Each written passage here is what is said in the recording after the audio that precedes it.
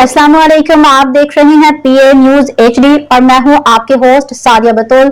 शामिल करते हैं आज की अहम खबर शामिल करती हैं। मेहर अल्लाह की रिपोर्ट के मुताबिक फेसबुक की दोस्ती और मुआशरती तजाद।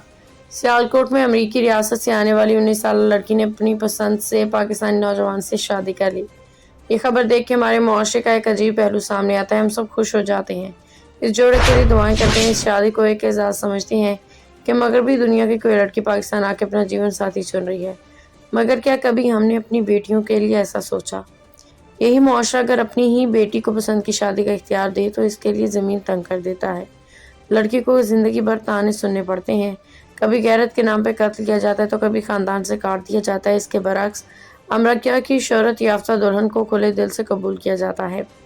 इस्लामी तालीमात में तो निकाह के लिए लड़की की रज़ा को बुनियादी शर्त करार दिया गया है। रसूल अकरम सल्लल्लाहु अलैहि वसल्लम ने फरमाया कि निकाह लड़की की इजाज़त के बगैर जायज़ नहीं, मगर हमने अपनी रवायात और खुदसारता इज़्ज़त के पैमानों को शरीयत पे फ़ौक़ियत दे दी। हमें सोचना होगा कि इज़्ज़त और गैरत का ताल्लुक़ हक़ तलफ़ी से है या इंसाफ से। अगर किसी मगरबी ख़ातून के इंतख़ाब को हम एहतराम से कबूल कर सकते हैं तो अपनी बेटी के फ़ैसले को क्यों नहीं? क्या अपनी बेटियों पर एतमाद करना हमें गवारा नहीं? असल तब्दीली तब आएगी जब हम दूसरों की बेटियों के फ़ैसलों पे खुश होने के बजाय अपनी बेटियों को भी इनका हक़ देंगे।